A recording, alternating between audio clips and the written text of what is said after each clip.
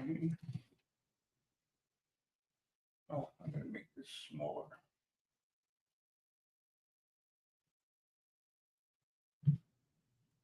What's up, everybody? Let's see, do I need this anymore? I don't need this. This is just coming across now. There we go.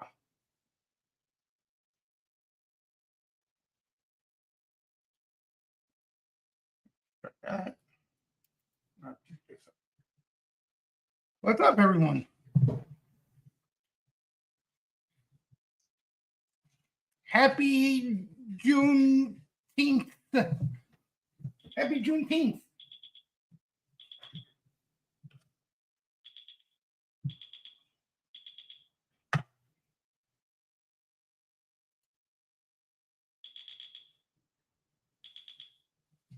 How's everybody doing? That Chuck, Dan with cooking, Stavro, people. There's some interesting names in here. I'd like to see it.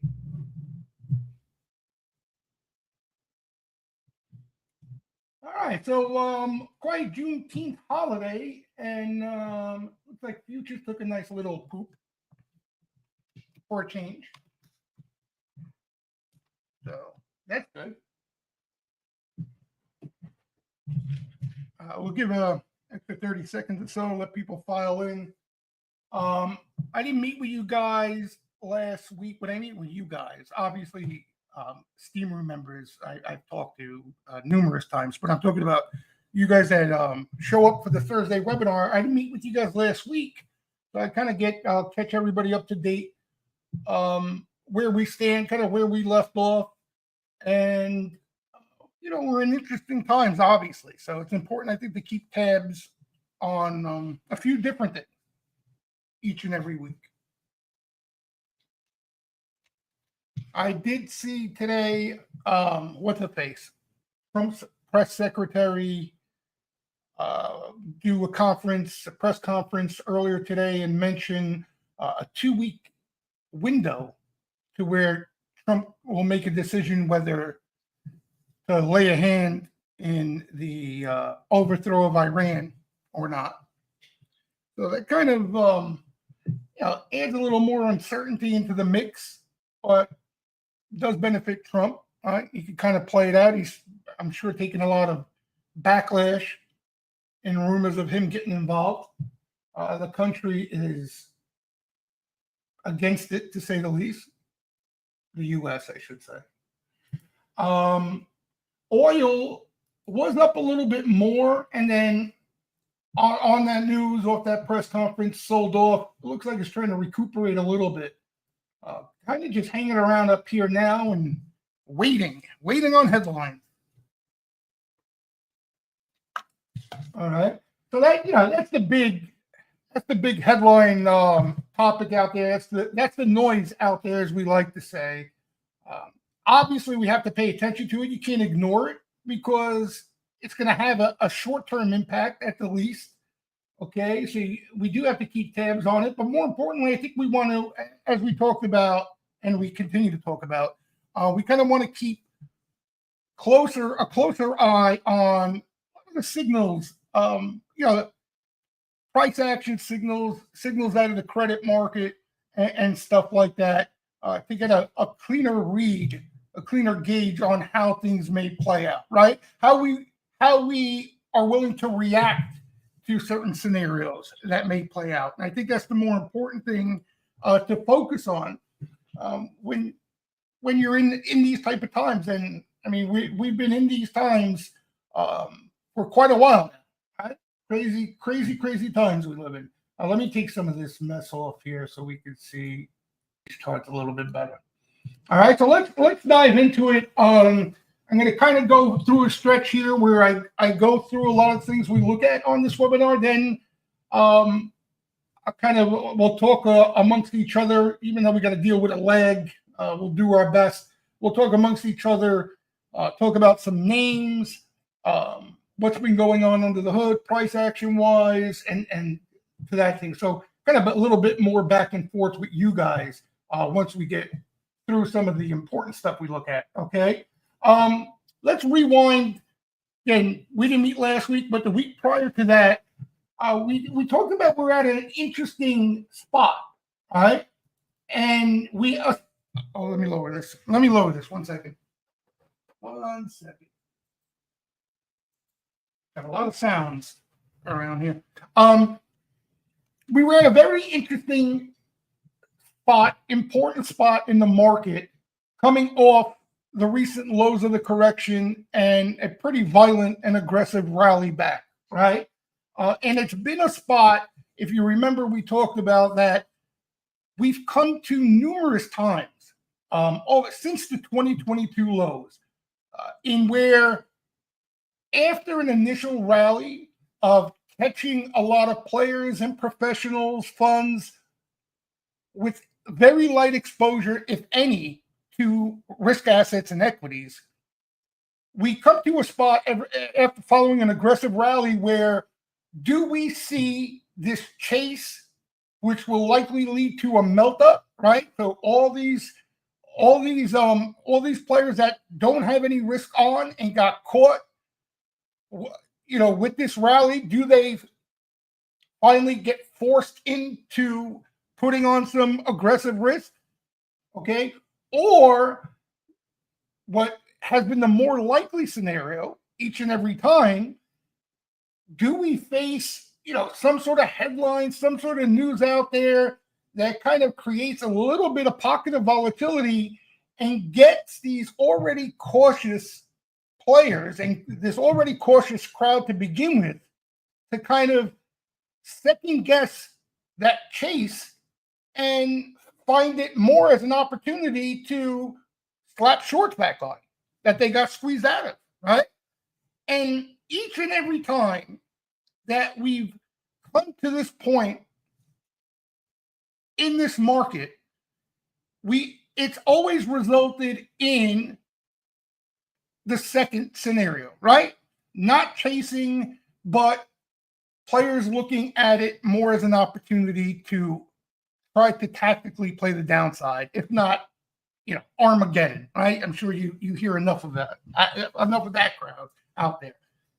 So that's where we were, right? 2 weeks ago, that's kind of what the discussion we had. And, what creates that spot? If you remember, we're talking about that, what happens is after this crowd gets caught puking their exposure into the lows and get caught short, they are forced to cover those shorts and get back to a neutral stance. Right? If you remember, we're looking at the systematic crowd, the funds that CPAs and stuff like that. They were at a max short position down here. Okay? Come again 2 weeks ago, and you can see here that red area.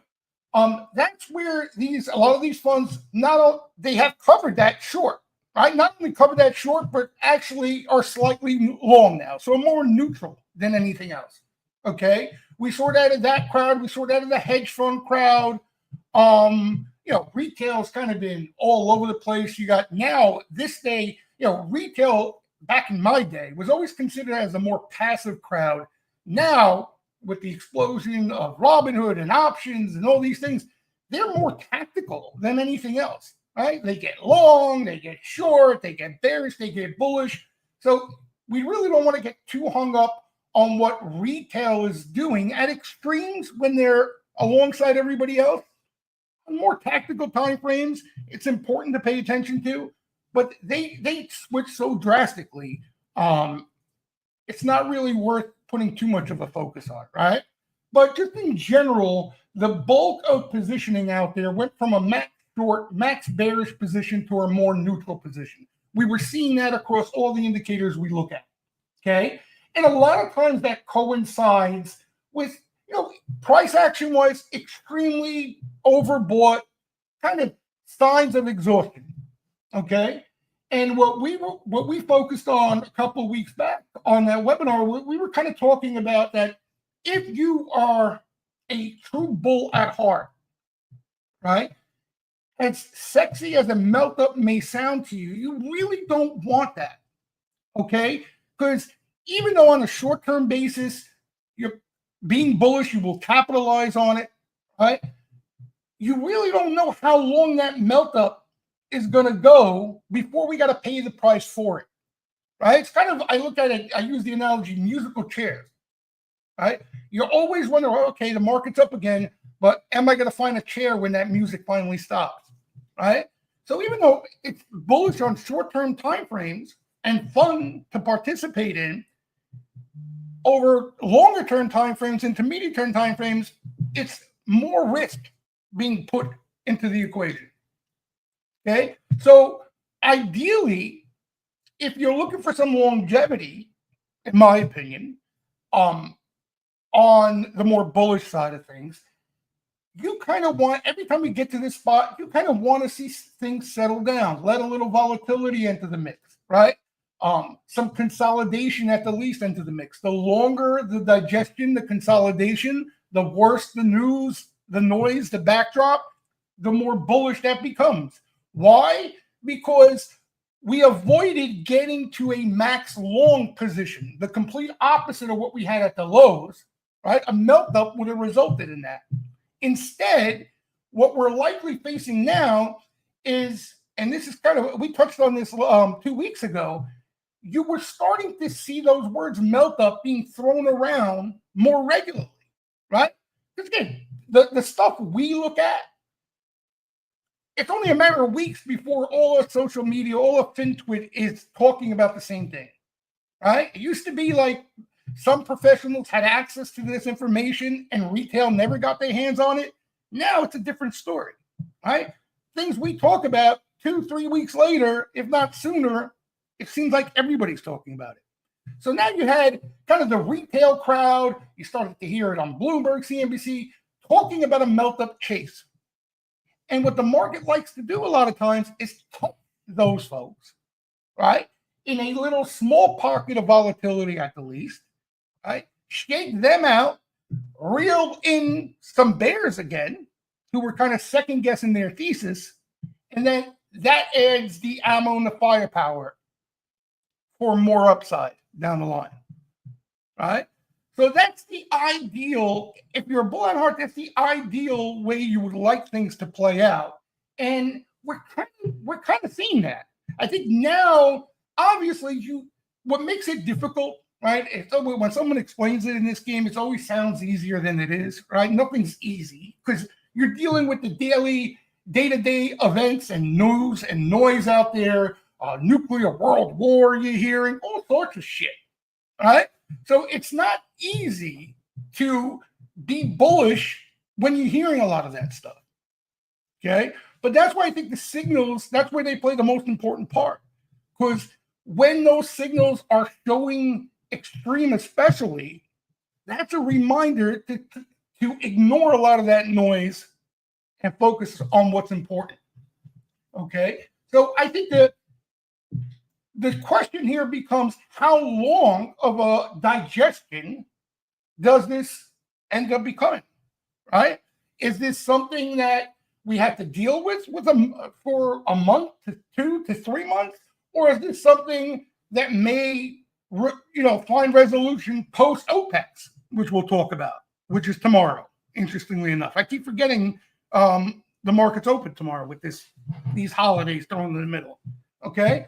So that's kind of where we're at right now.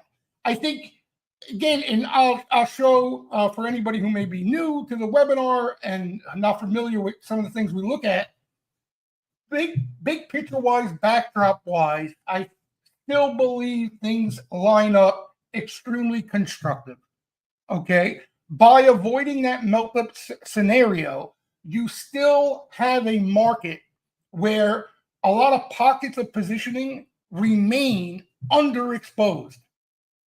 Okay, so any bearish price action, any bearish news that does enter the equation, any volatility, any selling, okay, is more than likely not going to reel in more bulls into the situation, right? It's only going to make those signals even more bearish. Okay, and it won't be too long before you have another setup where you're dealing with extreme bearish positioning. It doesn't take much. ultimately, that I think is the most bullish setup of what we have here as far as the backdrop. Okay, so what I'm going to show you guys, I'm going to start by showing you guys, because again, the main question here is, do we deal with something extremely short term, a couple days, a week, right? Or do we deal with something that's a little longer than that, right? So I'm going to show you guys a lot of the things that I'm going to start with, a lot of the signals that were telling us that we could use a rest and where they are now with the little rest we got, right? And then some of the bigger picture signals that I think are more important to keep in mind to, again, what allows this to be ultimately a constructive setup. Now, what rains on the parade of a constructive setup, okay, is some exogenous event. And unfortunately, we're in a time where it seems like every week you have the potential or a known catalyst of some exogenous event. Okay, but the majority of these potential events never play out as an Armageddon situation. All right, like again, I remember from me being in the market, and I'm in since '97. Okay, I mean 2008 was the big Armageddon for me, right? That was a market where nothing worked. Okay, you had the whole economic system as we know it showing signs of crackling and crumbling, right? So that's kind of the worst case scenario. Every other market correction or bear market, right, a lot of them started with all-in positioning, right? It's, in other words, started with everybody exuberant, everybody levered to the hilt, everybody long as much as they can in risk assets. All right. And then when that momentum tips, obviously it leads to something that can last a while because you got to work all that off. And that's a lot of supply to come to the market, right? A lot of leverage that's got to be unwound. Okay. Other than that, when you get to these positioning extremes, at the least, you put some sort of floor in, which we've talked about in the past, right? You may not be the start of a new bull market, right? You need some things to go your way, but at least it puts a floor in, okay? Aside from that 2008 apocalypse, okay? So that being said, let's dive into some of the things I wanted to run by you guys this week, okay? Kind of gives you a gauge on everything. All right, so this is, again, I'm showing you guys some of the things that if you want to call it bearish, right? Tactically bearish, they're in that category, which could possibly lead to more digestion here, right? This is one of the things we talked about buybacks. If you remember, when we were talking about buybacks, the most was as the market was selling off, and people were kind of ignoring the fact that buybacks were in a blackout period, and that blackout period was coming to an end. And as that comes to an end, these companies that make a big chunk of the indexes are allowed to buy back their stock, right? Which creates a bid that wasn't in the market. Okay. I like this chart on the top here. I even posted it on X, Twitter, whatever they call it these days. Okay. But here on the bottom, if you want to look quickly first, this is showing how significant buybacks have been, right? This past, all right, this round we just went through, companies bought back their stock pretty aggressively off the pullback. All right. But what makes this one on the top interesting to look at now is we're entering the period where companies go through that blackout period again. All right. We just got into that blackout period. Okay. And what this is showing is each and every day, as we move deeper into this blackout period, less and less companies are allowed to buy back their stock. Okay. They're releasing earnings, and you guys are familiar with this stuff. Okay. So, again, not to say buybacks are the end all be all, but believe it or not, buybacks, they've been at times the only buyer in the market. I tell you what I mean by that. Okay. institutions have been net sellers more than net buyers. Okay? Hedge funds, we look at continuously. Right? They've been a hell of a lot more net short than net long. Right? And retail, as I mentioned earlier, they become more tactical in the sense, right? The traders, in where they buy dips, they sell into the rip, and they've actually been doing quite well buying these dips, right? Because they've worked. But they haven't been this steady buyer in the market, right? If anything, they've been small buyers, more so on dips than anything else. Buybacks have been the consistent buyer out there. And again, a lot of these names, right, the biggest buyback names make up a huge chunk of the major index.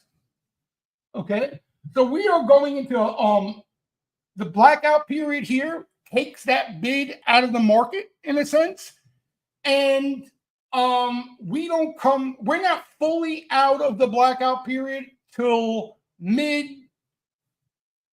to late July. All right, so we have a period here where we don't have that buyback bid, okay, which possibly can help create some consolidation digestion. Okay. Next here, you got, this is month-end, quarter-end rebalancing flows. They're not too significant, but they are sellers for month-end, right? So the pension funds, depending on the balance between equities and bonds, they either need to sell equities and buy bonds, or they buy bonds and sell equities, right? So the rebound, as we call it, rebalance for this particular month end is to the sell side. Okay. Again, nothing extravagant, but it is selling. All right. Where, again, if you remember, that was another nugget, right? So you had buyback window opening. You also had pension fund rebalance to the buy side in a big way that helped put the lows into that correction. CTAs, right? We talk about a lot on this webinar. Obviously, in the steam room, we talk about it even that much more. I mentioned to you guys that they're more neutral now. They're slight net sellers in a flat tape. So in other words, the market is flat. They do a little bit of selling. Okay.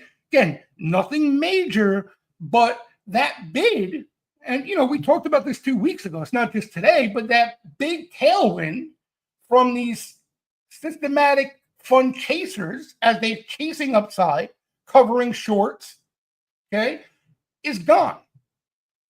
Right? Completely gone. So kind of that's another bid, right? That's kind of not in the market right now if there is any little volatility or weakness.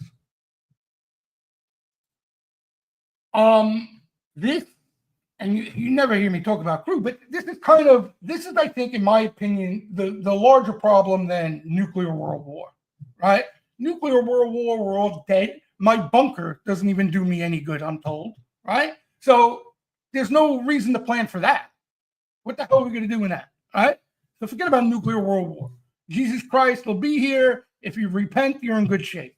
But the thing I think most are concerned about is the price of crude, right? Where a lot of times you get these events in the Middle East and you get a spike in crude and then it sells off, right? So it doesn't really have an impact on the economy, right? It's not a major tax on the economy. But if this thing is going to last a while in the Middle East, okay, and there's no resolution, and you got this bid in crude and they start blowing up oil fields, kind of the worst case scenario starts to play out a bit, and you get crude, I don't know, north of 90, 100, that's going to have an impact on the global economy. Right? And that certainly can create some weakness out there, right? It's an event that you can't forecast ahead of time. You have no idea how it's going to play out, but it's something you have to adjust to. Okay, so the price of crude is not just important for crude traders. It's important just to get a gauge on whether it will create a larger problem for risk assets as a whole. All right, but right now, it's an issue, okay, as we speak. What's got me a little bit worried is the notorious trade for this time and time again is anytime you get Middle East conflict, you get a spike in crude shorted, right? You win a hell of a lot more than you lose doing that.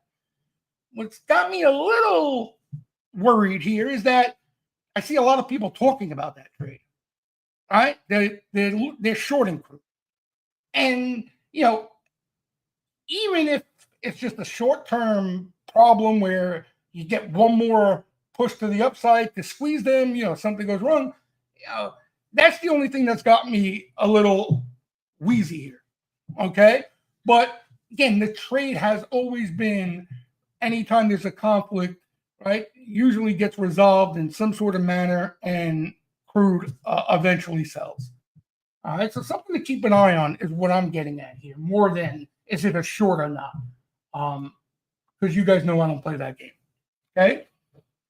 What I think is the larger issue, not the larger issue, but what I think is just as much of an issue as kind of this Middle East conflict thing going on and crude is just OPECs, right? We see this a lot. These big monthly OPECs, right? Where, and if you guys, those of you who watch the flow with me, you know how much June activity, especially since the market has rebounded, how much June activity have we seen? Right? Even when it was April, May, it was just a big focus, even earlier in the year on June. June was a big OPEX. Okay? We have in a week, a short week, with everything else going on, you have the Fed as well. We got this big OPEX and we got expiration tomorrow. Okay? So a lot of times that weighs on the market. You see a lot of weird shit going on. And it's not really my expertise, but you're seeing it a little bit where, like, you see the Middle East conflict, you see oil catch a bid, but gold is down, right? You see a lot of funkiness OPEX week. All right. So this OPEX, I think right now, if you ask me kind of what the issue is, the first and foremost for me would be OPEX. This could very easily just be an OPEX thing. And once we get through OPEX, things kind of look a bit more constructive. Very easily. We've seen that time and time again. On the flip side, okay, we've also seen coming out of these big OPEXs where, it kind of keeps things sticky in a bit, right? And then once you get through OPEX, it opens up the window for a lot more volatility and some aggressive selling. Think COVID coming out of that Feb OPEX, which was a big one. Okay. The reason I'm not too concerned about that here is positioning is nowhere near where it would be a lot of times. Would that be a problem? Not to say they can't be selling next week, right? But you don't have everybody caught along to the effect we've had on some of those OPEXs where things really took a tailspin.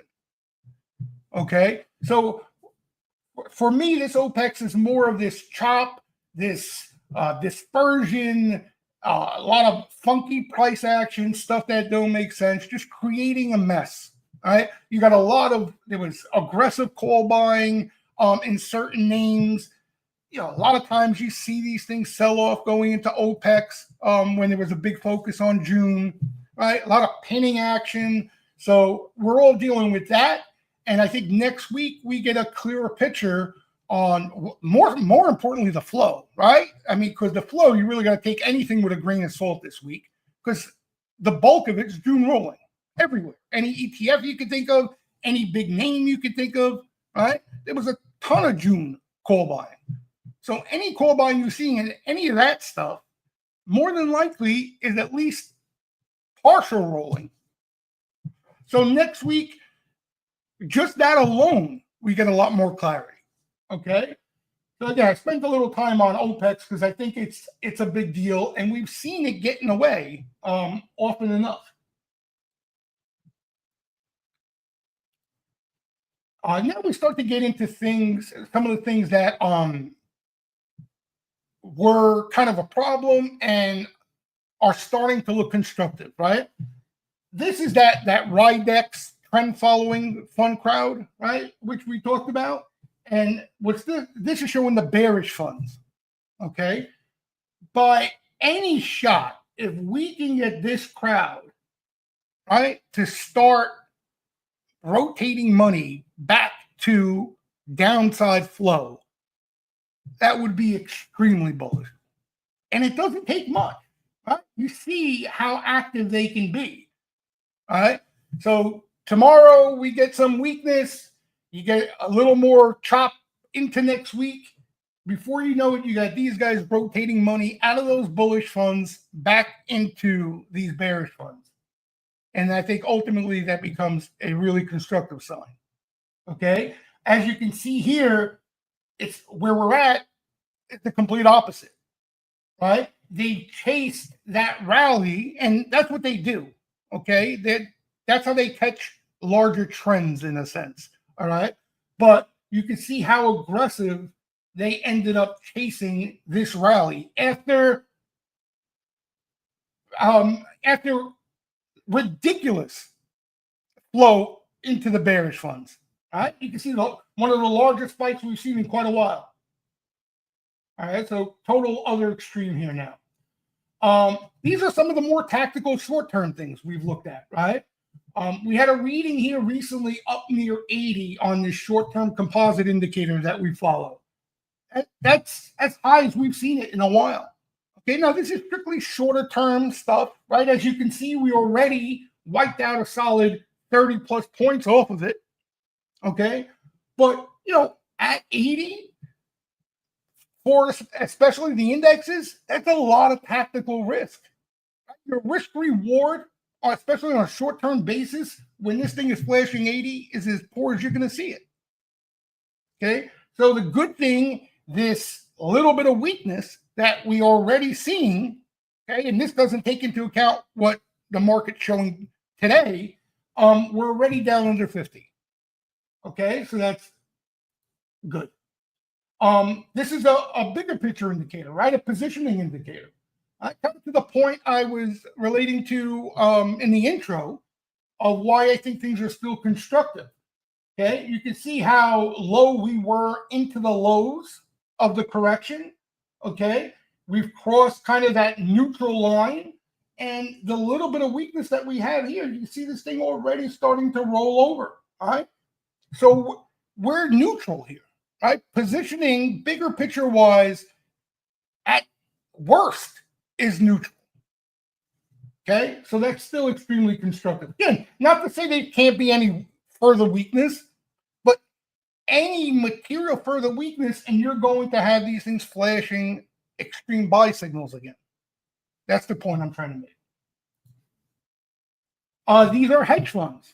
Again, talked about them earlier, but just to get an idea where they're at, right? Where we last left off, we had this conversation here, right above that red line. Okay, do they fully chase? Does the market force them completely into equities?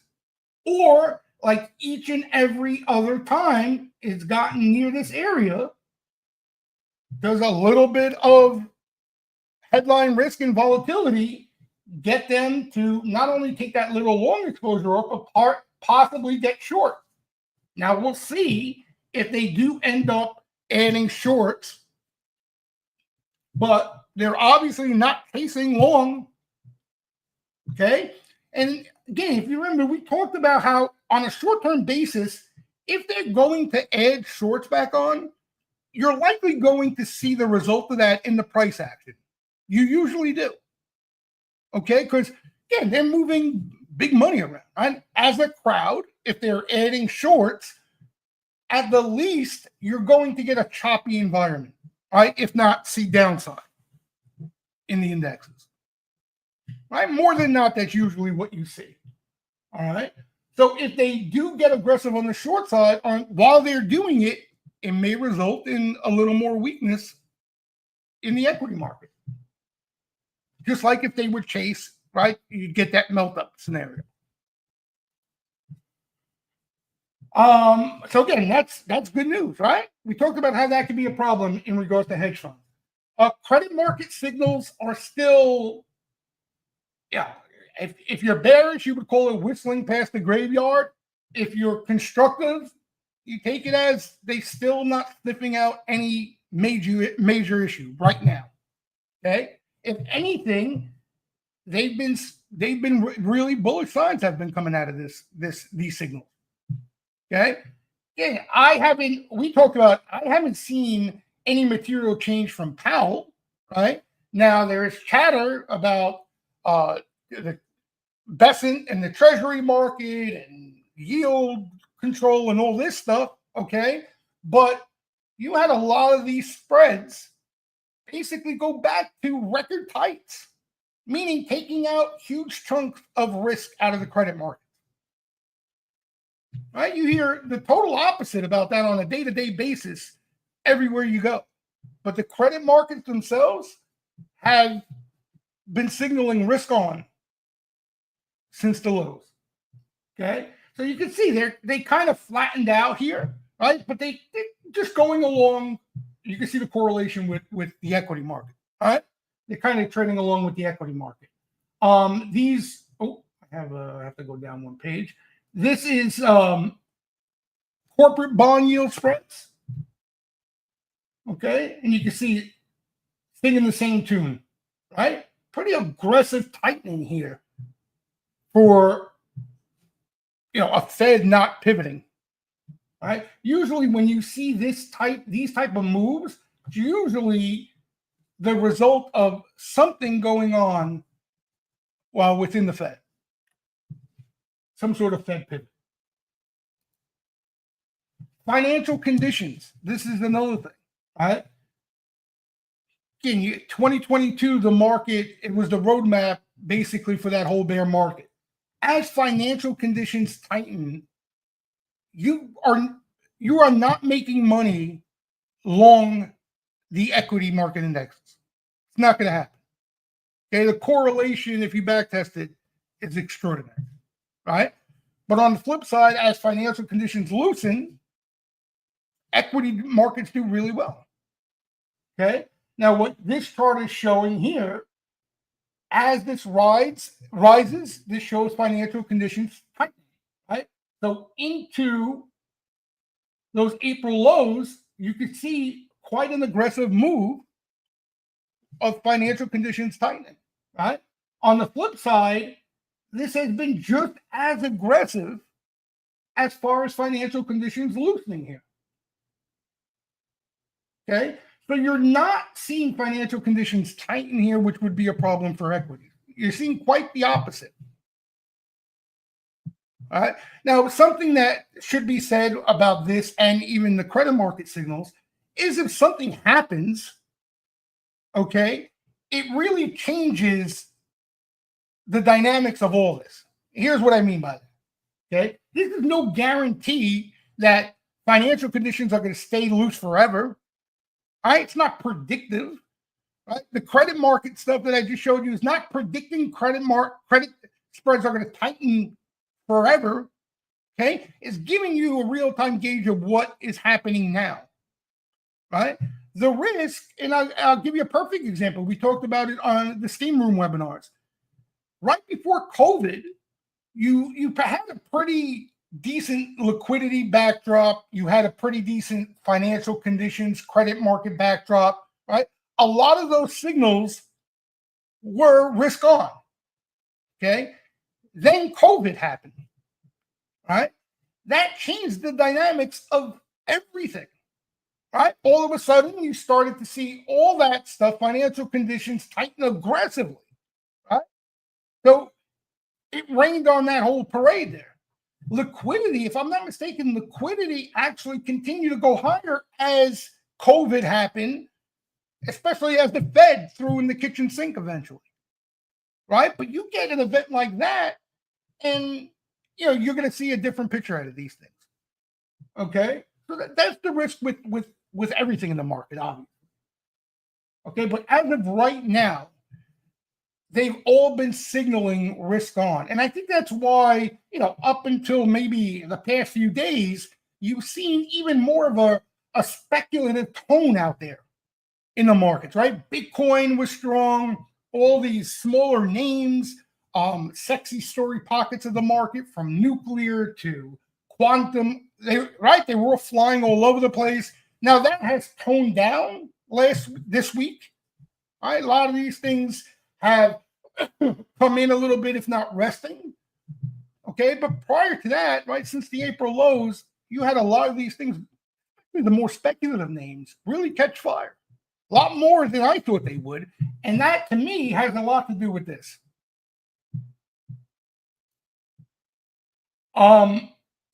If you look at any measure kind of global liquidity, any measure that I know, again, this is not my expertise. This is not my field. But I follow a couple of outfits who know that game pretty well. But I think even plain vanilla measure of liquidity that you look at, from M2 to just global liquidity as a whole from central banks, they look something like this, right? So the yellow line, I think, is the more important line to look at. It's more of a trend line in which direction it's going. All right, you can see a little more volatility in the green. That turns to red line here. All right, but you see where all these things are pointing. Right? Now, this even kind of gives, there's a lag / forecast to it. Right? Some of you may know more about this than I do, but this is all kind of, again, if there is no event that kind of rains on this parade, these things are all pointing higher. All right, so you would more than likely need something. Nuclear world war would be one, but you would need something to change the trajectory of this right now. Okay, and we all know how important liquidity is, especially when it comes to risk assets. All right, so these all are extremely bullish. All right, again, you overlay Bitcoin, there's even a higher correlation. But I mean, is this coincidence? All right, you had a little dip here, the market comes in, this turns even before the market turns, and Bitcoin flies. All right, I mean, there's some correlation here. So liquidity as a whole still looks pretty bullish as of right now. Okay, this just came out from Bova, and you just can't be big picture bearish looking at this. I'm sorry. You can't. You cannot. Okay, so they come out every month with their fund manager survey. Now, you remember we talked about this in, June, so May, right? It was one of the reasons you had to lean bullish is because investor sentiment globally, right, with some of the European markets screaming to new highs, that was a melt up. Right? With everything going on, look where they're at. Look where this reading's at. Now you can look back at all these things. This was the SIVB bankruptcy. Huh? You're in Armageddon stage there. COVID here, you actually got lower where COVID was kind of a crash, so it was quick, but you were actually lower this recent pullback than you were into the COVID lows. Right? Here's the prior trade war lows. Okay? So you look at all the noise, right, throughout time, and it all has coincided with extreme bearish positioning and sentiment. Right? And a lot of the highs coincide with that, bullish backdrop, right? The news, the headlines, reasons to be bullish, but positioning is already bullish. And that's a problem. All right, so that's obviously not the case here. Can the market trade lower for the next month? Of course it could. Anybody who tells you it can't for whatever reason is full of you know what. Okay? But looking at something like this, it's more of a bullish opportunity than a situation to be more fearful of. That's what this tells you. All right? because nobody has any exposure on. Everybody is already cautious. This is basically just same type of read, but on the macro front. Right? Percentage of investors, fund managers who are bullish on the global economy. Okay. And we've had a little bit of a bounce, but still in pretty bad shape here, right? And here's the other thing that becomes bullish with this. As this improves from here, okay, that ends up being beneficial to equities, right? So as you leave these bearish extreme areas and things start to improve, and that's kind of what we've been talking about recently, right? What I think is one of the biggest risks out there is that, what happens if the macro backdrop improves at some point? You have nobody positioned for that. Nobody. Right? So again, we can't see it, especially Powell doesn't want to cut rates, right? Nobody can see the light now.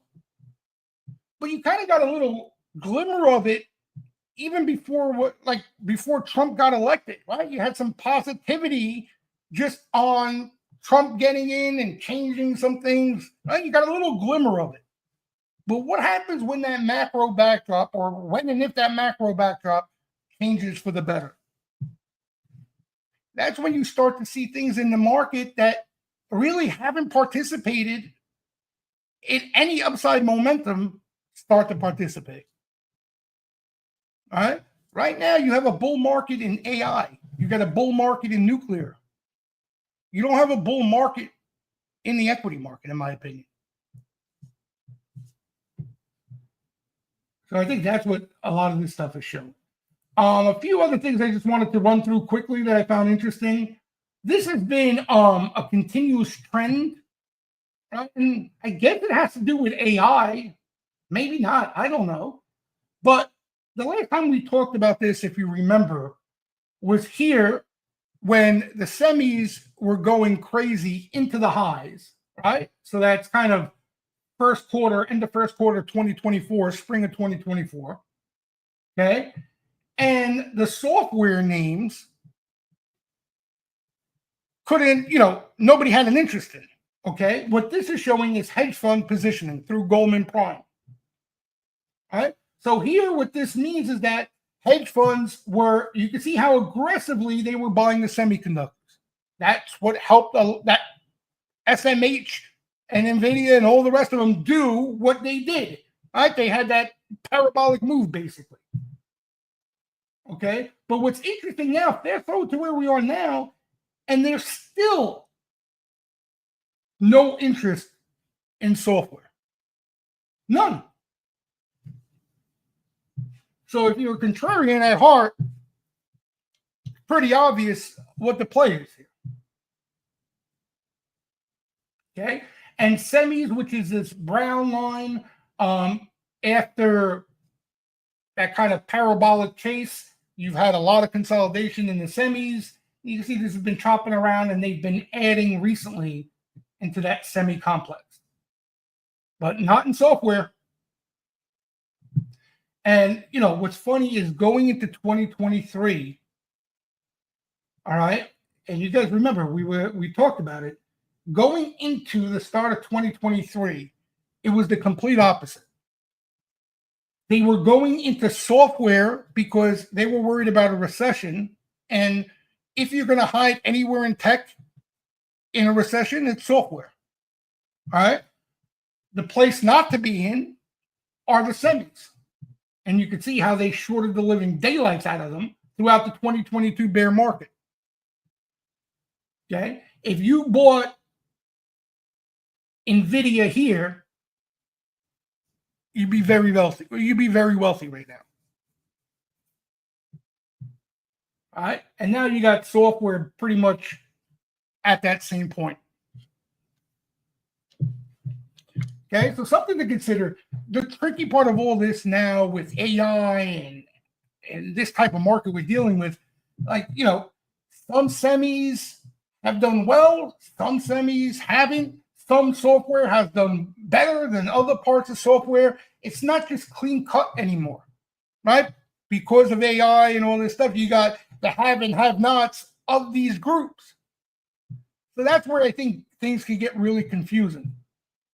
But I think the simple takeaway is the software sector as a whole, if you're a contrarian at heart, is pretty appetizing. Okay? On a longer term time frame.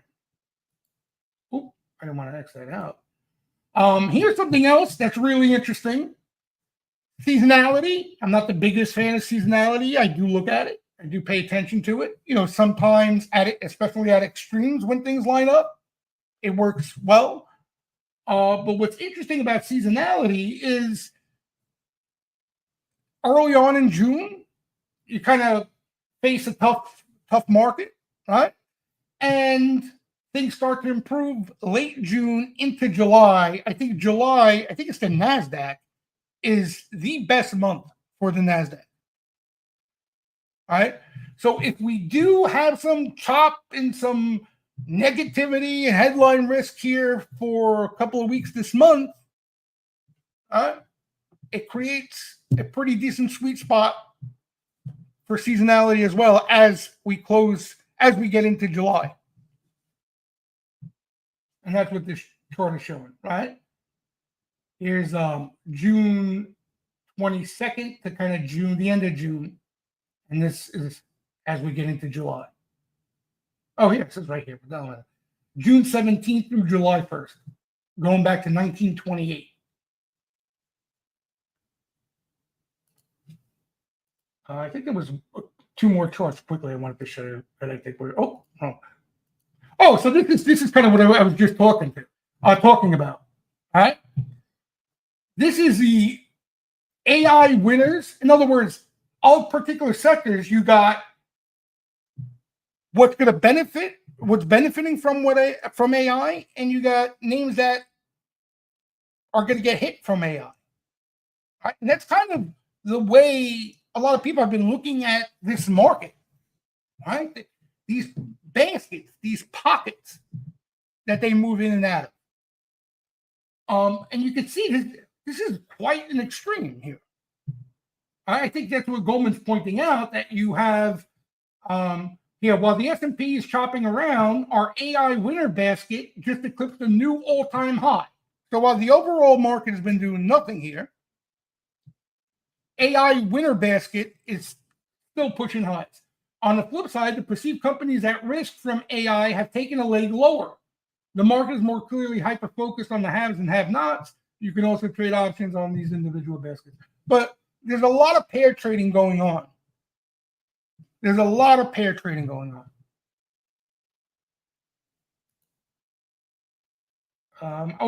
the same thing. Here's kind of this in one price action chart here, right? So AI beneficiaries versus AI risk exposed. And you could see, right? Since the April lows, really strong move. And, we see it. Honestly, it's not just AI, right? Like you guys would probably agree, especially those of you who are trading, looking at the flow all day long. It's these sexy pockets, as I like to call them, right? It's almost like they're pro-Trump pockets, right? So you got these space stocks, you got these nuke stocks, right? AI. So even when buying comes into this market, right? They're not just putting on aggressive risk and chasing anything to put exposure on, right? They're still being extremely selective and focusing on these specific pockets, these hot stories. And that's why you got, stuff like this looking like this. Right? Now, okay, this is the tough, right? The contrarian in a lot of us want to focus on the other stuff, right? The problem is that other stuff can really wear you out. Now, if you're a momentum player, excuse me, if you're a momentum player, obviously this is the stuff you want to trade, right?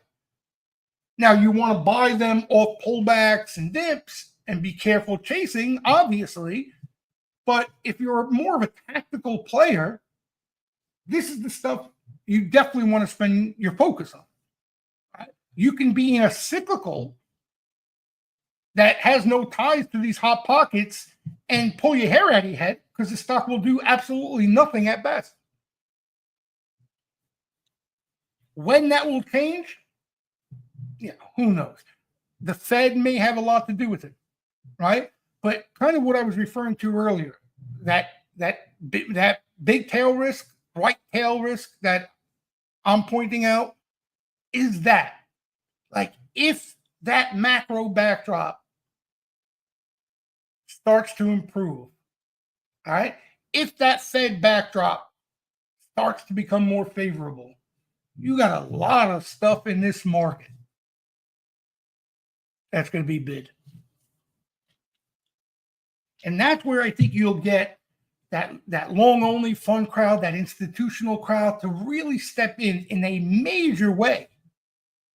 Right? They've been net sellers because the stuff they're buying, okay, is not making up a huge portion of the market, right? These AI beneficiaries are small pockets out there. Like, look at the home builders, right? The home builders look like dog poop in a market that has rallied like we've seen over the last couple of months. Look at this.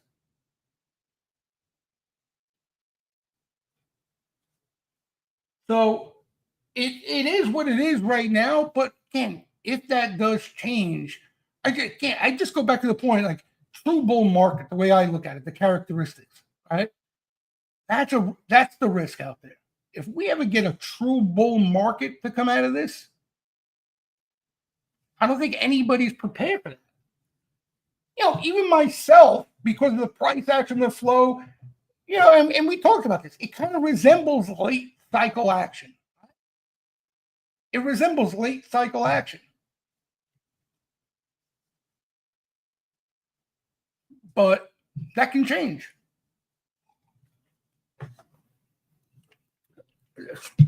Small caps, mid caps, right? Dead money they've been. So anyway, that's the story I just wanted to touch on. Again, of course, different time frames here, how kind of we approach things. Time frame is important, right? Kind of what I just hit on. If you're more of a trader, you want to trade where the momentum is at right now, right? Like, if you get too cute, you can get stuck in something that's out of favor while there's money to be made in a good handful of things that have momentum.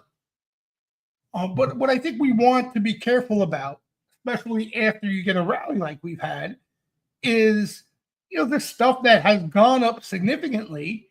Yeah, some of them keep going, but there's a lot of risk in it. And just make sure you're aware of that, right? If they go dead and you own a basket of them and they all go into consolidation, that's just as good if you're playing options as them all crashing. All right. So we'll see, right? But again, big picture wise, I think things still look constructive. And we kind of touched on this the last couple of weeks, right? Like, I find it extremely difficult for the Fed to cut rates with financial conditions doing this, right? With credit spreads tightening the way they are, the Fed's not cutting rates. Not for Trump, they're not. You know what I mean? Like, the Fed's usually forced the majority of the time, right? The exclusion last year, which kind of is fishy, but the majority of the time, the Fed is forced into action, right? The market forces their hand.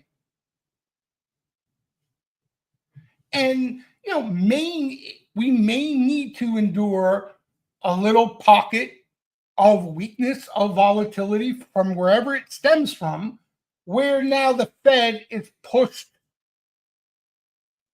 to do their thing. All right. So I don't think that's a bad thing. Like I think that's a good thing, right? We kind of seen the Trump put, you saw the Treasury put, right? And I think the Fed put is more on the macro side. If things start to deteriorate, right, now that's the excuse the Fed likes to use for cutting rates. The question is, will they be too late? And how much damage do we incur because of them being too late? Right? So that ultimately is the risk. But again, backdrop wise, I still like what I see, especially off any weakness. Okay, so that's kind of where we're at.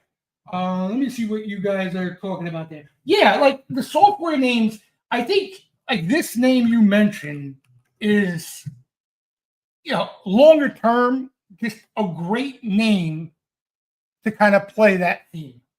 Like ServiceNow is an AI beneficiary. One, okay. They missed one quarter. That was this quarter here, right? The following quarter, they had a decent quarter, and that's the rebound. But you kind of got a stock now in between. And if you're going to get rotation into software names, in other words, if funds, for whatever reason, are forced, like they were in the semis 2023, they're forced into putting on exposure in the software names, you got to believe now is going to be a part of that. All right? You got to believe. Like now is a stud of that group. But you got a lot of names. Like here's one out of favor name, Adobe. Like look at this. All right? And I'm sure they have issues. I'm sure there are issues for the chart to look like this. Like Adobe is a big player, right? I'm sure there are issues. But what gets you to look past those issues, right? The issues are already in the stock. We can see they have issues. What gets you to look past those issues, if you're looking to make a contrarian play, is this. Right? This is what gets you to look past how ugly the left side of this chart has been. But you need time, right? You can't expect to buy the thing and just because you bought it a couple of days later, you're going to be counting your money. You just got to be patient. Snow falls into that, right? A name that's actually been doing well in that software group. Right, so kind of almost like the ServiceNow AI beneficiary, right? I think Salesforce hasn't been doing too well. Look, Workday. So you have big names, right? They've all. I mean, if you look at them, the majority of these names look like more consolidation than anything else, right? But that's usually a good time to buy these things. Longer term. Yeah, that's the ETF IGV. I mean, how's that up there? How's that up there? I don't understand that. But that's bullish. That's not bearish. This being so strong and nobody in the software sector, that's not bearish. That's bullish. So you look to kind of buy, dips in this when you get them. Yeah, Oracle's, well, that went bananas here recently, but Oracle is a really strong software name.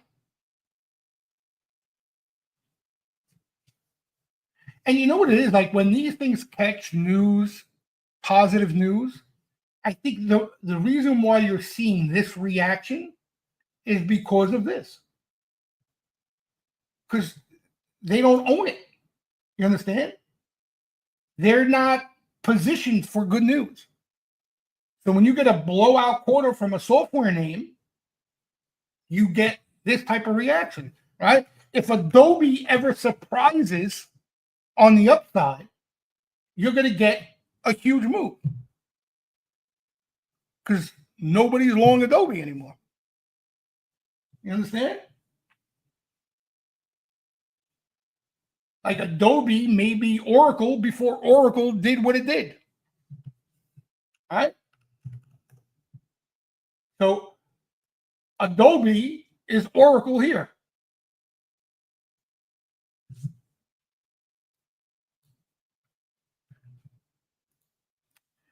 Again, according to positioning. According to positioning. So, but I think it just tells you a lot, right? You have a major group like software that's so under-owned with the market right off new highs. It's incredible. Right? It's incredible. You have a lot of other groups. They finally, Mag 7, they finally shook people out of. I thought I added the chart. I have a Mag 7 exposure chart. But that trade kind of got broken up anyhow now, Mag 7. But even the positioning in Mag 7, as we know them, is in a lot better shape. But they kind of broken up that basket a bit. Oracle still only 25 times earnings. Yeah. Well, there you go. They're under-owned. So, Adobe caught some leap action, and I'm definitely considering it. I'm definitely considering it. Again, just a buy and tuck away type play. I'm definitely considering it. But I think ServiceNow, if you're looking for the in-between, that's probably the safer way to go. Right? If you're not looking for something that already kind of exploded to new highs, but don't want to buy something that looks like crap, like Adobe, NOW is probably your bet. And again, it's a stud. It's a stud. All right. And NOWs involved, they're going to be in the thick of AI just as much as anybody else. Just as much as anybody else. So that's it. Oh, well, let's talk a little bit of flow, right? There have been, obviously, these nuclear names have been on fire. There's Aklo, you guys know of. This guy also has been pretty active flow-wise. This looks like is getting ready to break new highs. NNE. This one that you guys know, right? LEU, that's been, oh my. That's been going bananas. So these things have been hot. These things have been hot. Some of the other groups, the speculative groups, we've seen cool off here recently. And you know what else? I think Bitcoin is worth keeping an eye on here, right? We talked about that. Bitcoin shouldn't break down, right? It shouldn't break down here. If it breaks down, that could be tipping us off to a problem. Right, with liquidity, the way we see it, right, with risk appetite, just everything we look at, Bitcoin should not roll over and die here. If it does, it could be sniffing out a problem. That's one thing I give Bitcoin. You got some sharp money involved there, right? A lot of times it front runs major moves as far as risk appetite is concerned. Right, sniffs out a Fed pivot, even when you're not hearing about it. Right? Even here, right? Let me see. Bitcoin, when did it do this? April 21st. Okay, April 21st.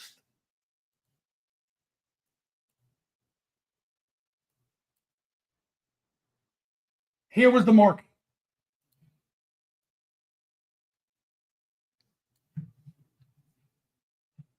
Right?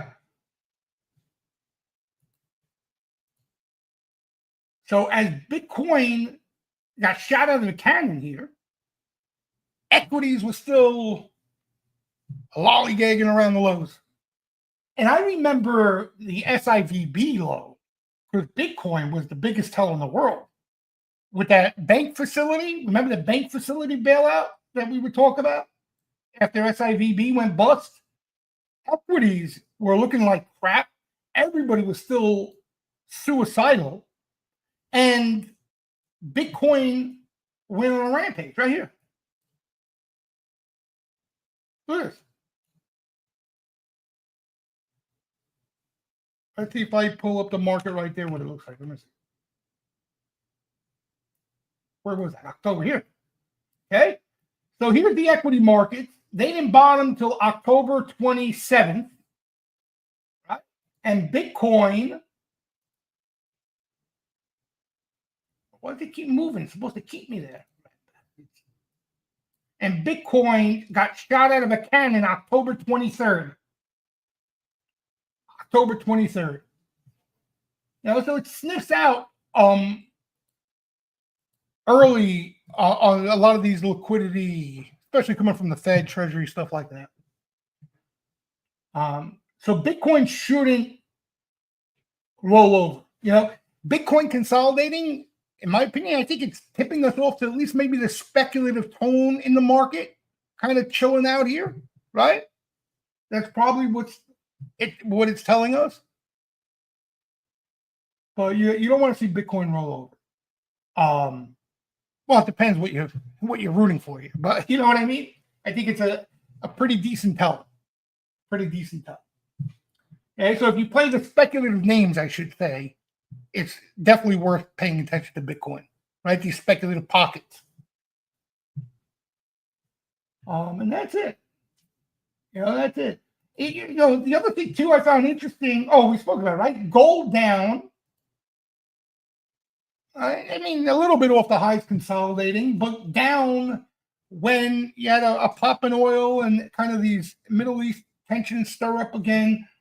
I think a lot of what we're seeing is OPEC related.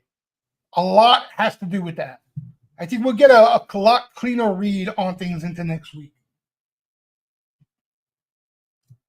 Now, so you don't want to get, because like, you know, you had a little bit of a sell-off in oil off the press secretary's comments, and equities didn't bounce at all. I just think you got a lot of funkiness going on here. All right. And that being said, by the way, anybody who follows Flow, but STEAMROOM members, tomorrow's probably going to be excuse my French, a shit show. You know? So just be prepared for it. Like we already, because of I think how big this OPEC is, Wednesday was just Tuesday, Wednesday, we'll be rolling for early in the week. Now, maybe because Thursday was an off day, that could possibly have something to do with it. But we were seeing heavy rolling early in the week. So, you know, tomorrow's probably going to be a mess. But I think, again, a lot clearer picture next week. Oh, you know what I didn't want to talk about? One more thing, because we talked about it. I thought I added the chart. I didn't add the chart. Let me talk about it here. Hold on. Let me add the chart here. I had it right here. Just one more thing that I wanted to talk about. I think more tactically than anything else, but I think it's worth mentioning. Let me post the chart here so I can do it quicker. If you remember, we talked about this a couple of weeks ago, so that's why I wanted to touch on it. All right. VVIX. Okay. And it's not just when VIX, it's not when there's headline news and VIX is in play where VVIX becomes, I think, a decent read. A lot of times when you get this speculative fever heat up, this chase in the options market, right? And you hear talk of melt up, VVIX can be a lot of times a nice early tell. Most importantly, for when you need to start being careful, even on the more tactically than anything else. Okay, because that tells you that we're kind of getting overboard here in the options market, right? And some of the smarter money is concerned about it and starting to put some insurance on. Okay, and if you remember a couple of weeks back, what we were talking about is the divergence between VVIX, which is the the volatility of VIX, and equities. Excuse me, hold on. Oh man.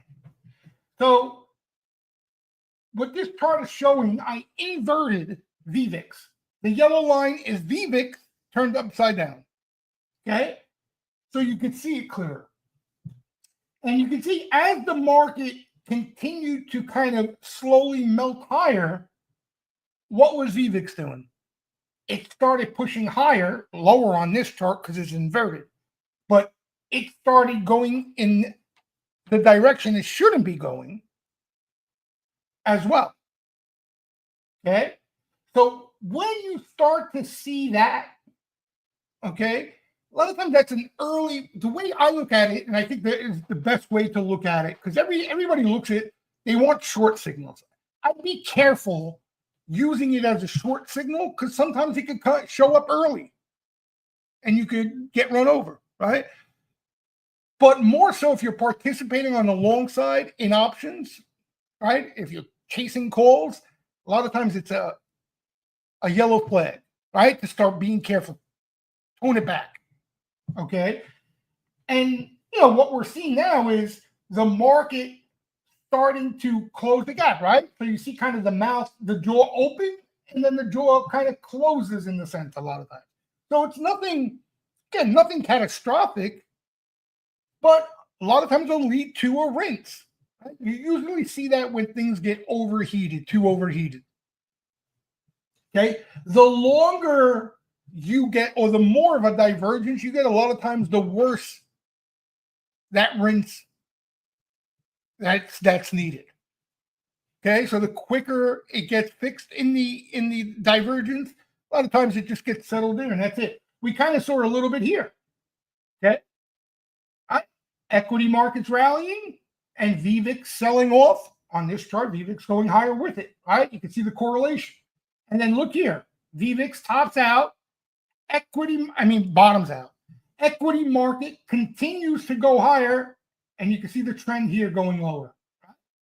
So what that led to? Just a little rinse. All right, they catch up, bink, back, and then another one here. Yep. So I think it works well on for kind of a tactical signal of when to be careful a lot of times, right? Because sometimes you get caught in the FOMO, in the excitement.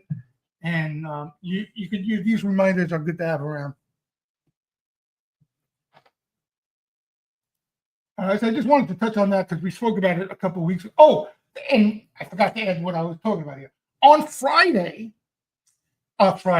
Wednesday, VVIX sold off, and you had the market down a little bit.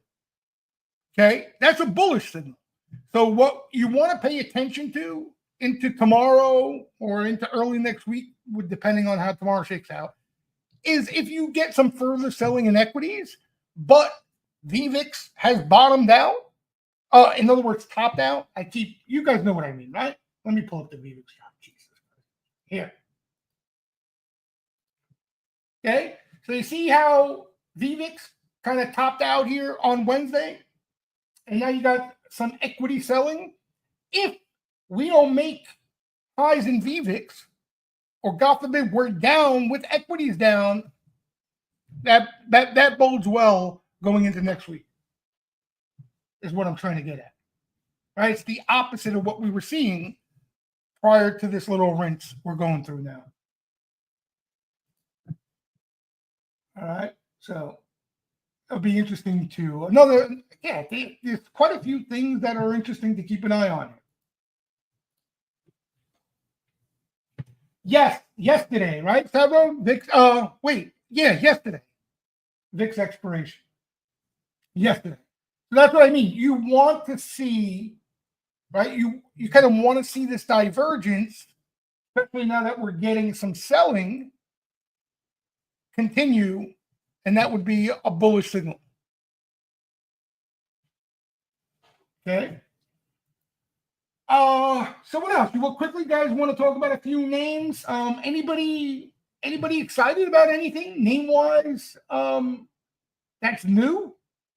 Again, here's some of the action Friday. A couple of symbols I wanted to throw at you guys that caught some action.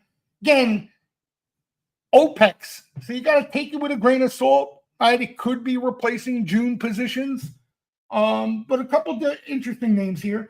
Goldman Sachs, decent March bet.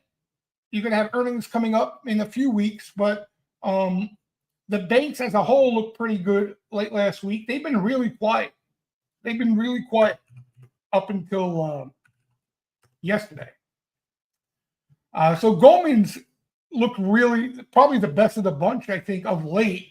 JP Morgan broke out a little bit, right? I mean, that still looks pretty good. Citigroup, there's been some flow there, some decent sized call spreads in Citigroup. And even some of the, I call them underbelly names, but like a Capital One Financial. All right, you got decent setups in a lot of these things. Schwab, which we talked about a few times the last couple months on this webinar. I think a few of you like Schwab. All right. So again, these banks kind of get forgotten because of the sexy pockets out there. But sometimes when you get some quiet and some digestion in those sexy pockets, you get some money moving back into the banks. All right. And we still haven't seen the underbelly of the financials catch fire yet. We still haven't seen it. I think it will. I think it will.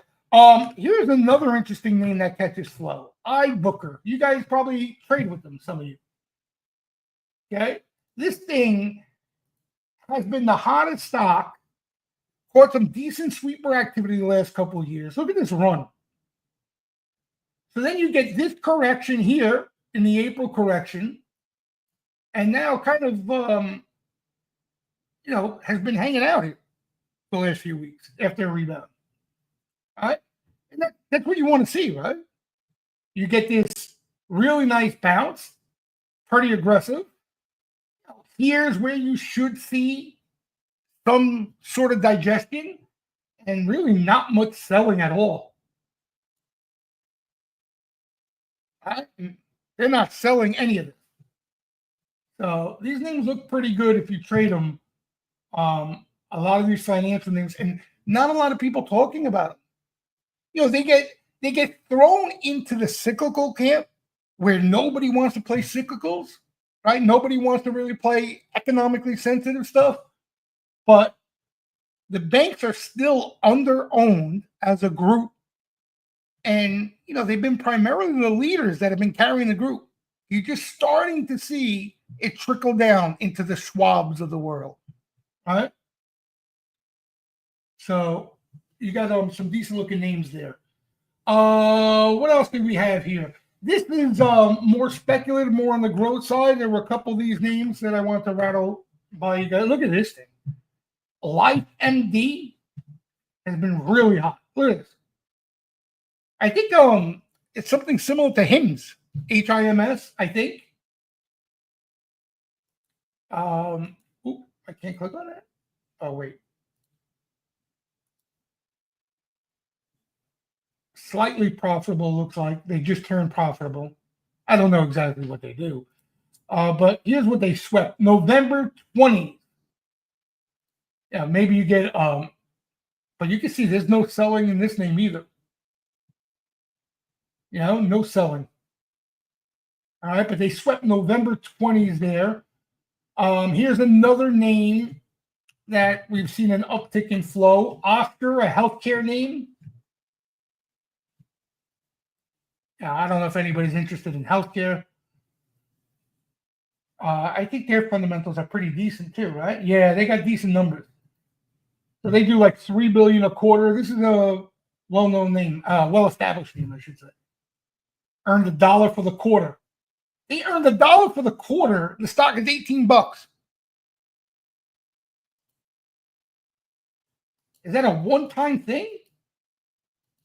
Wow, that's a big quarter right there. I don't know. These healthcare names are a little wonky fundamentally. What else we got here? Bull Corp. This is the stuff that nobody wants anything to do with. So this is kind of an industrial. All right, that's been so out of favor. Look at this. Like this is back in the 2022 bear market, pretty much. This name's been around forever too. Bull Corp. What else we got here? Alaska Airlines. If you're going to buy an airline, this is one of the better ones. Stock looks like crap recently, but usually catches some decent looking buying. Here you had this was a nice tweet, but they have some June exposure, so I would probably wait for more buying just to confirm they're putting new risk if you like it. October 52.5. ARM, SoftBank's been loading up on leaps. Seems like every day. Every day. It's had a nice rally. On. Maybe get a little digestion here at some point, but looks good. Those look good. And what else? Oh, K-View, we've talked about catches up because it catches a lot of action. So here's what's going on, K-View. The November flow that's coming in here, a lot of it's replacing June positions. Okay, so this November buying is not new buying that's coming in. They're replacing a lot of the June exposure that's expiring. But this K-View is an obvious play. You're playing it because of what activists are trying to do with it. You got several activists involved. The majority of the flow probably stems from them. Okay. Right now they're in September's and November's. November is where they're moving everything, thinking they may need some more time. Okay. But this is kind of where the stock has been trading. It's been stuck in this range here. And you got a couple big activist funds that have taken positions in it. Is it Third Point? One of those guys. Some big names. So, me, like, you could get bored in this name, right? But the play on it is you're looking to catch news. All right. So you're buying it. You try to stick to the bottom of the range, kind of where it's at now, if you're looking to play it. And you're hoping that these activists can light a fire to where they possibly sell off a company or portions of the company, whatever they're trying to do. But that's what's going on there. That's why there's so much flow there. And the reason why November's this week have been really, really active is a lot of that initial buying that started, a lot of it was June, and they're just pushing those out now. Okay. And you're going to continue to see that. Yeah.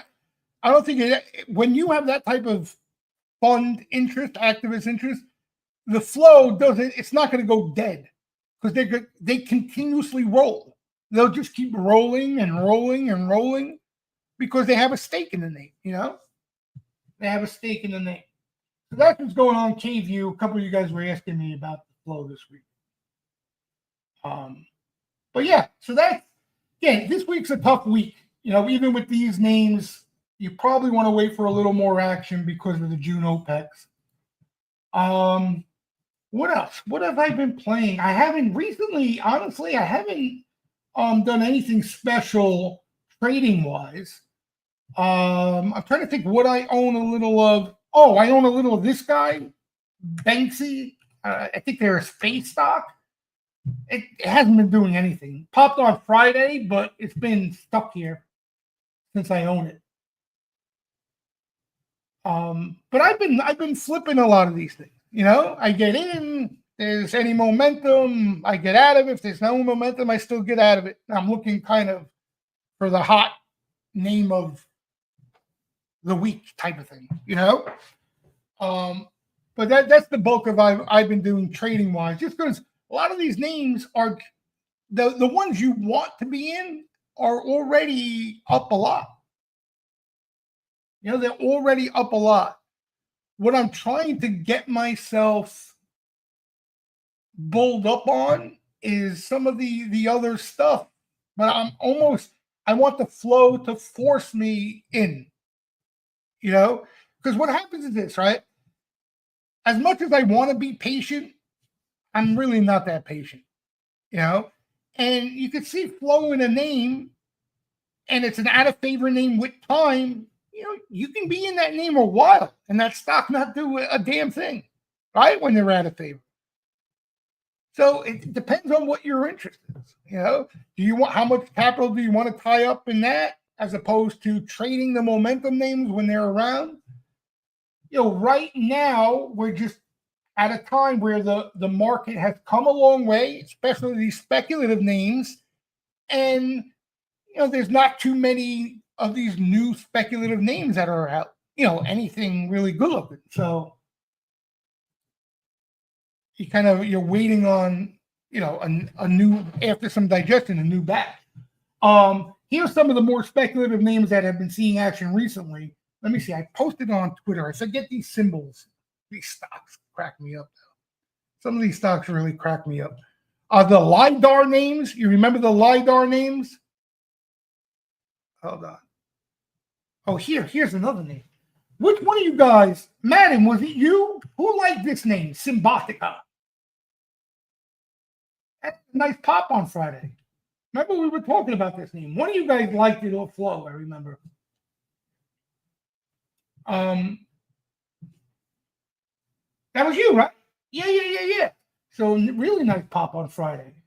There it is. Those are, thank you, Madden. Those are the LIDAR names. So this one, really, really cheap one that they've been buying, INVZ. Okay. I mean, I don't know if you want to buy options in this. You probably, just want to look to trade the stock and maybe get lucky. Again, to each their own. I don't know. But this one, I actually played this one thanks to you guys. Because a couple of you guys own this Madden. You were one of them.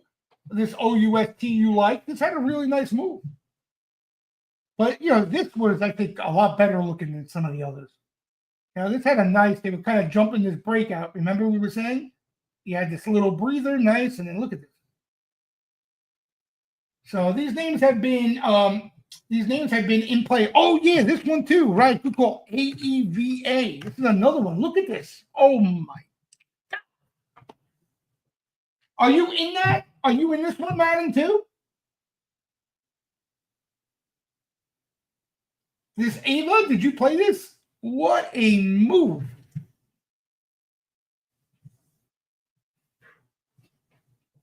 Yeah, wow. See, I mean, these things, this is where it's at.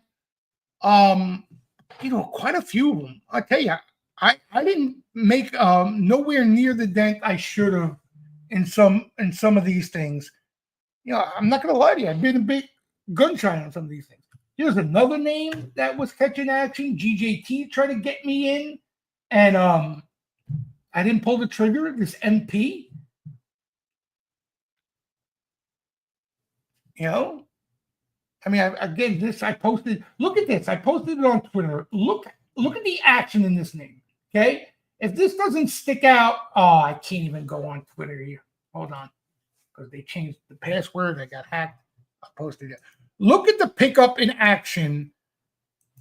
You talk about obvious, and I couldn't get myself to hold on to any of this stock. Look at this.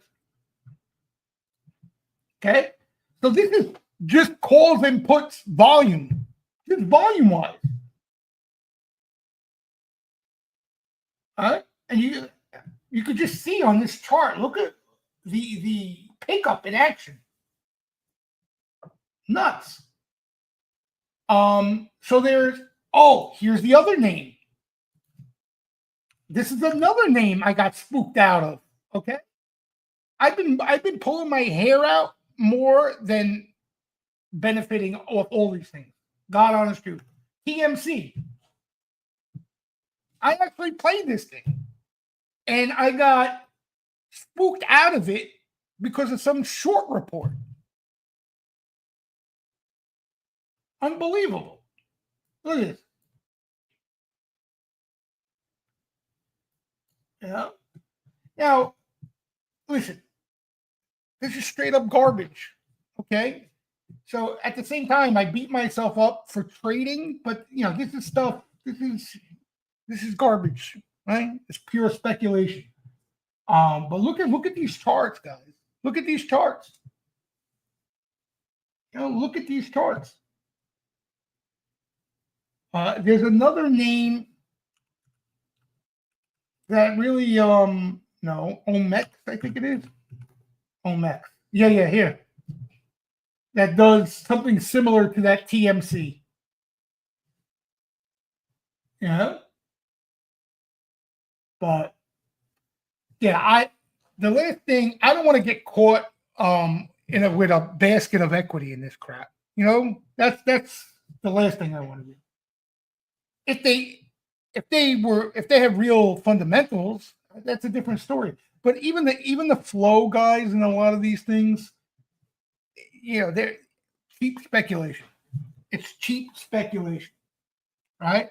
You want here's when playing these things, you want to get in, you want to take advantage of that big move if you're fortunate enough to get it and get out of the bulk of it. You like it, leave a piece.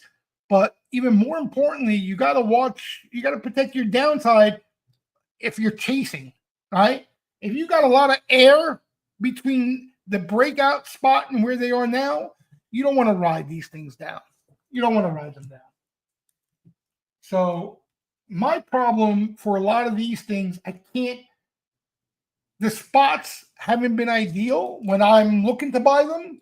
I've been really late looking at a lot of these things.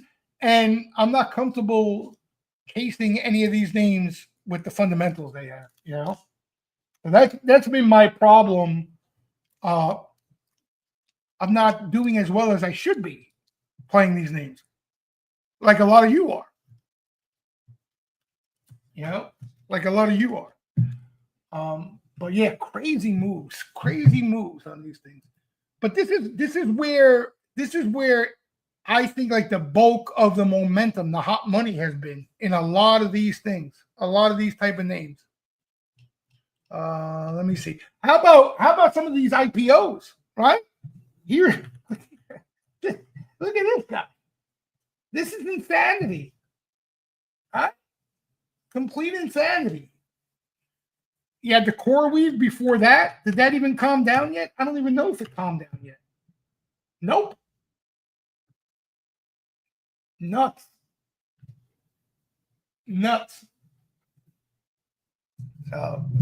You can see speculative appetite out there. There's been a decent amount of it.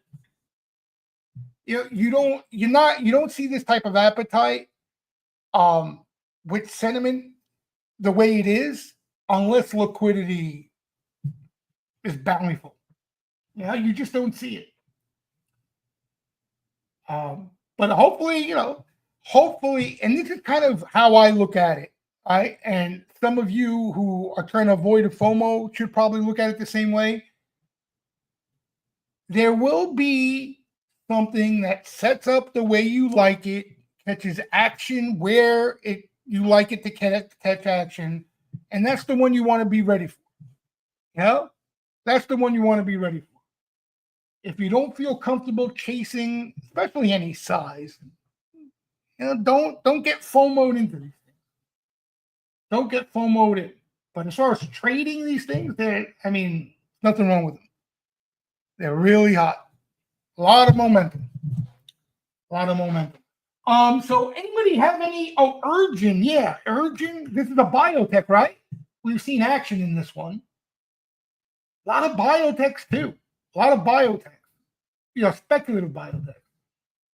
Anybody have a name that hasn't really hatched as much yet? That they find interesting.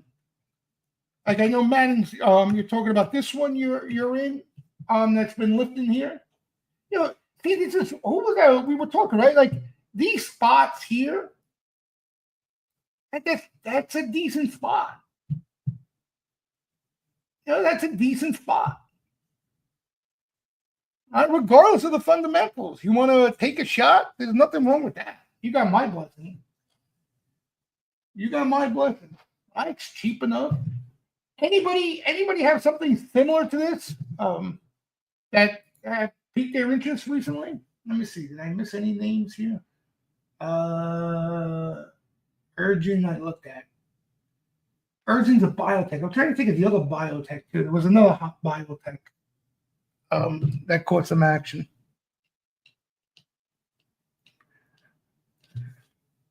And no underbelly names, right? Let's see some of the other ones, right? PEM that had a little bit of a pullback, but that still looks really good. That still looks really good. I'm so tempted to add to my longer term exposure. Maybe if it dips. TEM. AAOI. I know that name. I know that name. So, here, this is not a bad spot. I mean, I don't remember seeing flow in it. I could be wrong. There's been so much flow in these type of things. But that's not a bad spot. That's not a bad spot. What do they do? Madden, what do they do? No flow. Yeah. I like that spot. I don't mind that spot at all here. I do not mind that spot. Communication equipment. I know this name from back in the day. I think I made a good amount of money on this name. Here, I'll show you in a second. Watch this. This name's been around. If I'm not mistaken. Yep. Look, here's where I know Madden. I traded it back here.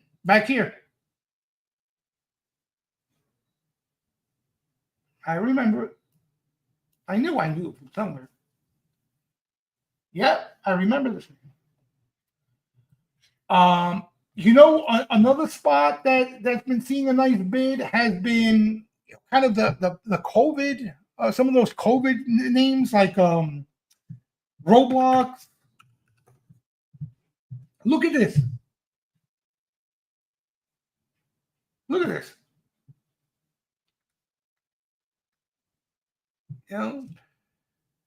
So it's been one of those markets that, again, if you're lucky, they're hitting some of the names you're kind of looking at or you like. There's been some big moves out there. Big moves. Big moves. I honestly, unfortunately, I haven't really caught any big moves. I've been mostly a lot of stuff that I've been playing. I've been quick to get in and out, not really giving myself a chance to catch much of a move. But that's strictly how I've been playing a lot of the stuff I'm trading. Yeah, definitely a stock picker's market, and it's like they like to chase the momentum, right? You realize like as the stock is moving and is higher, the flow starts to pick up even that much more. So once they come to life, that's where you see these guys just chase the living daylights out of these things. Like the Oclo and all that. That's insane. Anybody own anything in that arena? Like this one looks pretty good, no? This NNE.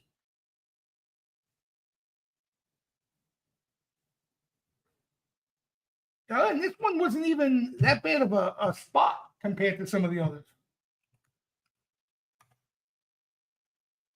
Oh my God. Can't. Find them and bid them. Which one? Find them? Oh, they find them and bid them. Yeah. Yep. And then they explode. Oh, there was one name that I traded, and I'm actually looking to get back in if they hit it again. I might get back in even if they don't.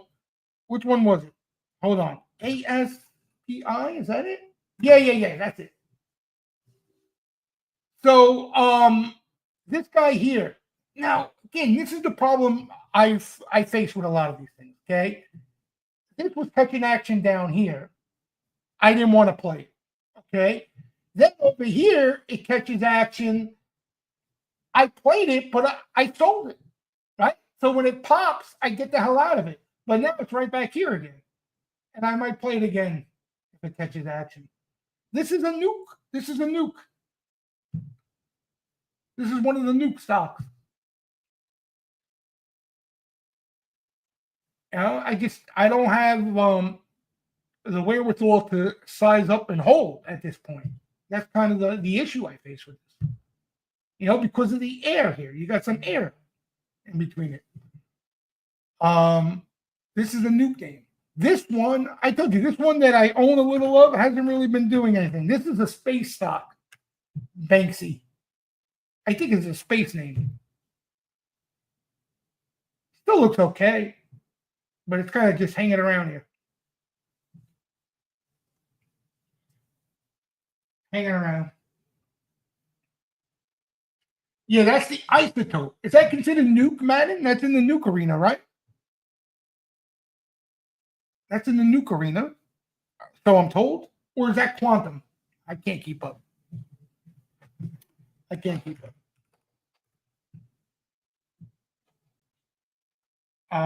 This is the hot quantum play of recent that had a really nice move, and that was just kind of consolidating here. You know, but similar here. You had some news though, but this spot I like them a lot better for a trade than up here. BSY, yeah. I traded that BSY. Frank likes it. Frank in the room really liked this stock. BSY. But I sold it already. I've been quick to sell these things, Madden, I've been really quick to sell them. Yeah. Yep. This is a post-COVID name, right? This is one of the COVID stocks, I think. Oh, no. Is it? Yeah, it's COVID. Came public during COVID. Who knows what the hell they do? So what do you guys think? You guys think this trend hangs around? This kind of, I don't even know what trend you want to call it. These heavily shorted names, speculative names. This is software. VG, that's a nice name, Theo. That's a nice name. That's been moving nicely. That's involved in the LNG, right? Really nice. AMD. You know what I played, Sahil, last week? I traded this one, look. AMDL. AMDL. I was contemplating holding on to that too, but I did not. Yeah, but AMD's moving. AMD's been moving nicely.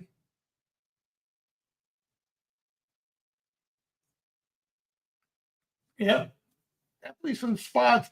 Clack had some flow. This thing's a beast. Clack, look at this. That broke out. This is a big guy. This is a stud. The cybersecurity names, RBRK has pulled back a little bit, but the others, PANW looks pretty good. That's eyeing a breakout. Crowd. These things continue to be strong. Look at this. Where's this one nobody talks about? Cyber.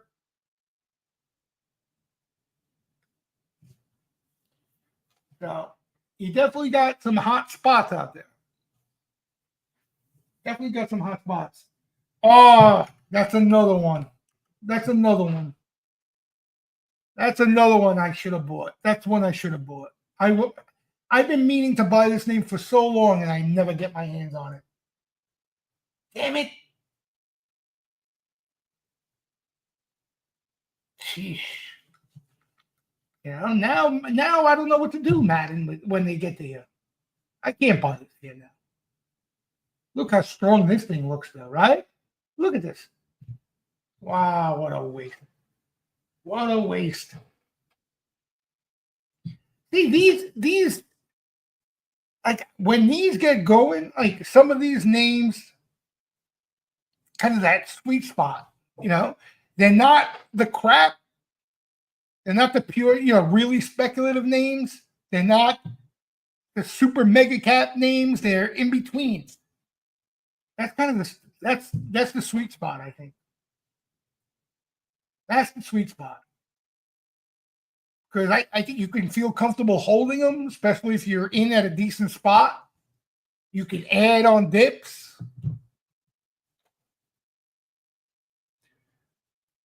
Yeah, well, that's I think the way to look at it too, Madden. All right, so like what you're basically saying is you get in and you know where you need to pull the plug, right? Where momentum turns sour.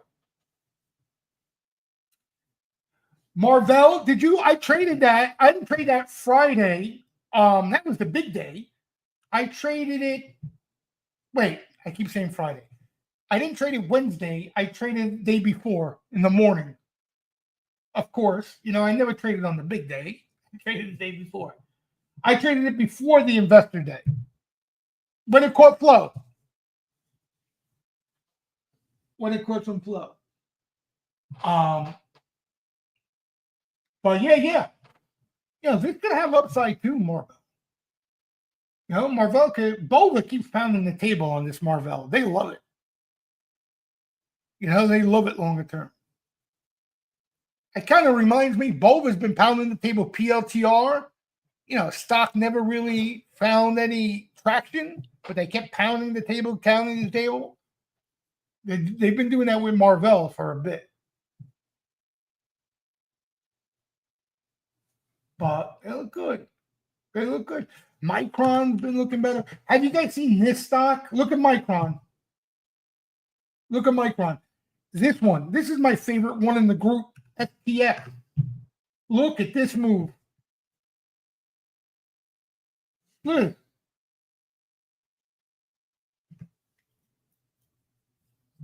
But maybe they chill out a little bit here now. Maybe they chill out. Yeah, WDC. It's MU, WDC, and STX. Those are the three in that group. Wow.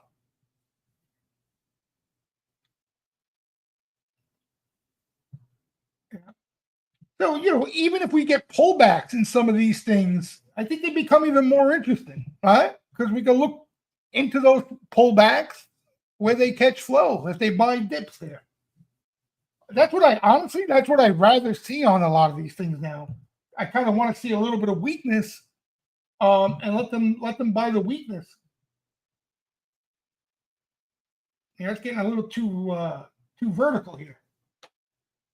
Yeah, the fundamentals there, exactly. And God forbid that macro backdrop ever turns, Madden. That's the kicker. That's the kicker. Unbelievable. Because they're considered cyclicals. They're considered cyclicals, these names. They get lumped up into that cyclical bucket. How about some of the other semis? Have they woken up a little bit? Yep. Oh my God. Texas Instruments going to break out? Wow. Wow. Unbelievable. They all look good. Yeah, I started buying some Soxel. Yep. And I'm trying to stick to, if we get pullbacks, I'll possibly add to it, as opposed to chasing. But I would like to add names.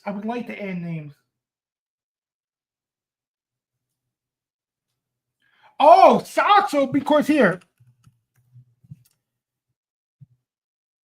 Soxel, when the price action, when you get a trend in these levered ETFs, they're not made for overnight holds. So in other words, when you get a downtrend in these things, you're going to get an exaggeration to the downside.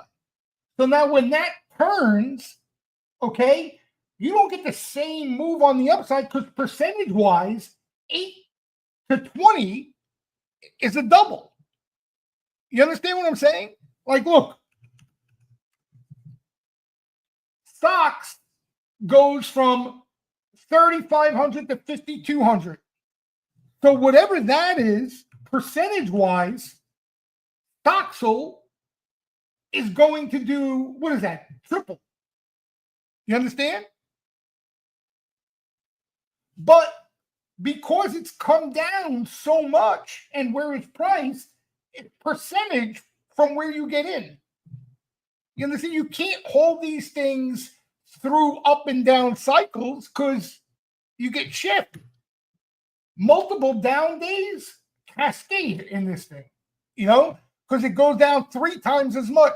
Then it's cheaper priced. Then it goes 3 times as much there, right? Consecutive down days, they start to add up big. Joe, here's the thing I would say about this thing, okay? I know you're asking the wrong person about this crap. You probably know that already. Ethereum, I couldn't tell you Ethereum from fucking cubic zirconium, okay? But there's been interest in this Ethereum kind of that almost a silver to gold trade, right? So you had gold explode and silver leg, and you had some positioning in silver to play the catch up. And that's what you got going on in Ethereum now. You understand, with Bitcoin? Because Bitcoin's been moving, had a really nice move. Ethereum hasn't. So now it's kind of that catch-up trade, right? They look at it as a better risk reward from here. And you're seeing it not just in the options market, even in fund flows. Like you've been seeing a decent amount of money come into these Ethereum products. So that's the only thing I could share. I don't know anything about Ethereum. Nothing. Zero. Clueless. But flow-wise, there's a lot of buying for end of the year. A lot of buying. December. A lot. So honestly, that's the only thing you should be asking me about anyway. You know what I mean? You take that information, and if you like the setup, that should be your confirmation to take a shot. You understand? That's the only thing that I can tell you that's really, honestly, that has much of any value. Okay? Is there bullish positioning in the thing or not? Everything else, just as good as anybody else out there with a little more experience. You guys know that. You see how many winners I miss. Forget it. So my job is not necessarily, I'll try to talk you out of stuff that I have conviction, you're probably going to lose your money in. But other than that, I try to avoid that. All I can tell you is there's been a lot of December buying, right? You guys see it. A lot of December buying. Like, look, I could search it quick. I mean, crazy amount of buying. 2 of them, actually. You got this one and you got this one. They bought both. I don't know the difference between them. With an E and with an A.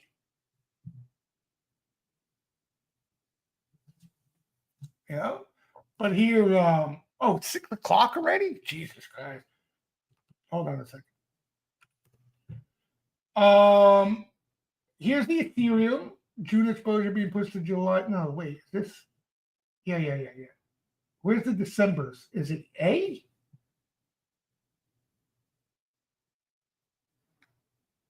Wait, A, right? So it looks like the ETHE, they're buying some other stuff too, July. Here it is. That's small. Where was the big one? See, look, like there's been multiple days where this thing saw buying. May 13th, June 20th. We better possibly wrong a couple of weeks ago. Where is it? I can never navigate this search. When was this? at the end of April, September 13s. Where is that big, huge December buying? There was big ones. That expired. Oh, here it is, right? Is this it?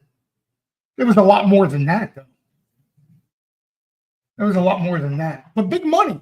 Right? Look, this is no Pepsi Cola Racketeer buying here. You got some big loot coming in.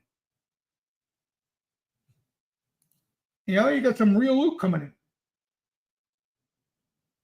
ETE. Oh, is it ETHU? How many of these things are there? Hold on a second.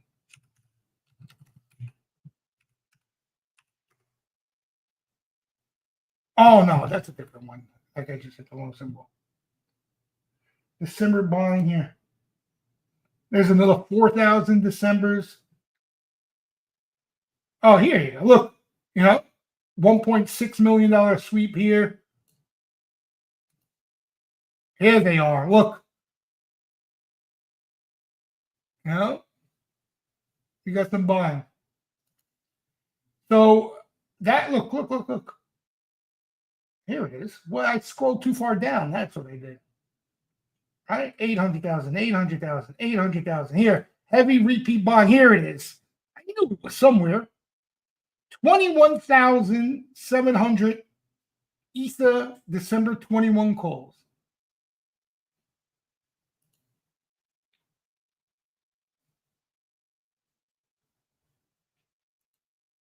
Look at this. 42,000 December 21 calls. So that's the story there. I don't, you know, I think that's where they're playing catch up.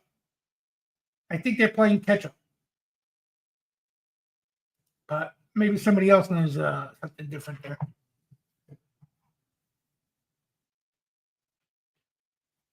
Yeah,